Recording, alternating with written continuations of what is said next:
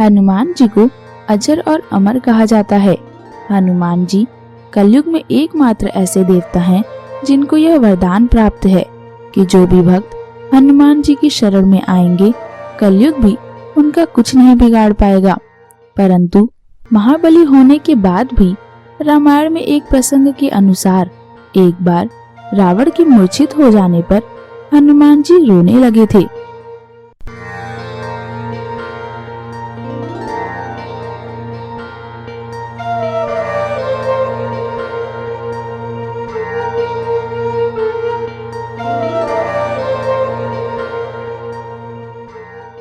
नमस्कार दोस्तों, मेरा नाम है दिव्या और आप देख रहे हैं हमारा धार्मिक चैनल भक्ति सरोवर।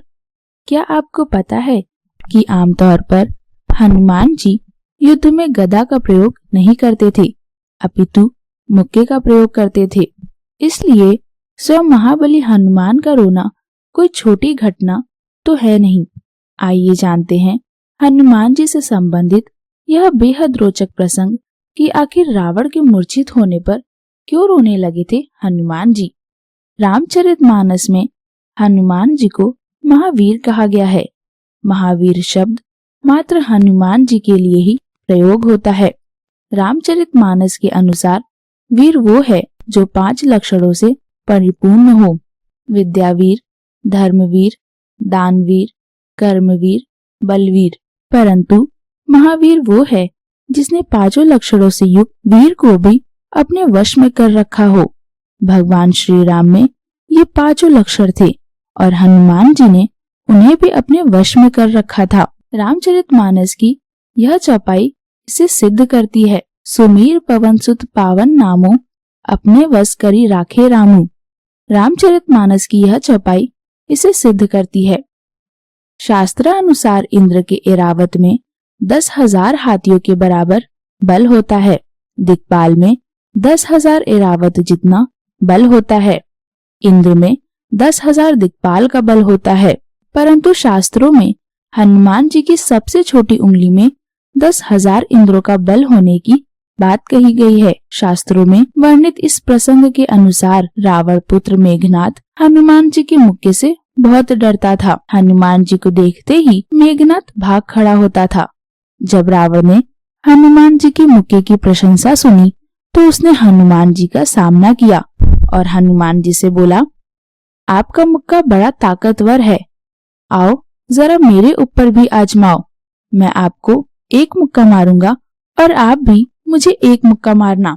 फिर हनुमान जी ने कहा, ठीक है, पहले आप मारो। रावण ने कहा, मैं क्यों मारूं, पहले आप मारो। हनुमान जी बोले, आप पहले मारो, क्योंकि मेरा मुक्का खाने के बाद आप मारने के लायक ही नहीं रहोगे।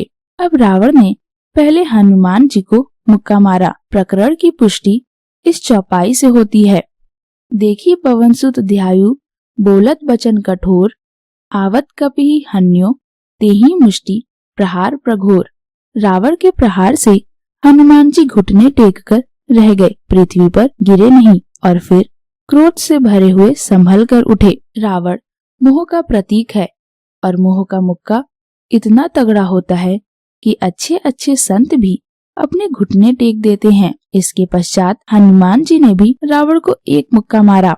रावण ऐसा गिर पड़ा जैसे वज्र की मार से पर्वत गिरा हो। रावण मूर्छा भंग होने पर जागा और हनुमान जी के बड़े भारी बल को सराहने लगा। गोस्वामी तुलसीदास जी कहते हैं कि अहंकारी रावण किसी की प्रशंसा नहीं करता, पर मजबूरन हनुमान जी की प्रशंसा कर रहा है। प्रशंसा सुनकर हनुमान जी को प्रसन्न होना चाहिए, पर वे तो रो रहे हैं, स्वयं को धिक्कार रहे हैं। गोस्वामी जी के अनुसार हनुमान जी ने रोते हुए कहा कि मेरे पौरुष को धिक्कार है और मुझे भी धिक्कार है। जो है देवद्रोही, तू अभी जीता रह गया। अर्थात हनुमान जी का मुक्का खाने के बाद भी रामद्रोही रावण जीवित है। मोह की ताकत देखो।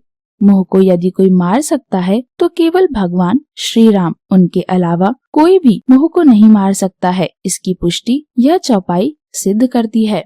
मूर्छा गए बहिरो सो जागा, कपि बल विपुल सराहन लागा, धिक धिक मम पौरुष धिक मोही, जौ ते जीहत रहे सिसूर द्रोही।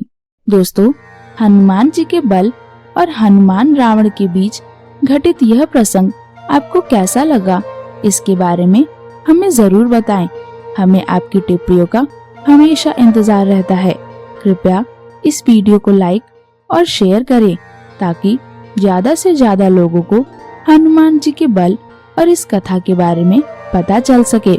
यदि आपको ऐसी ही और अधिक धार्मिक कथाओं के बारे में जानना है तो कृपया हमारा चैनल भक्ति सरोवर जरूर सब्सक्राइब करें।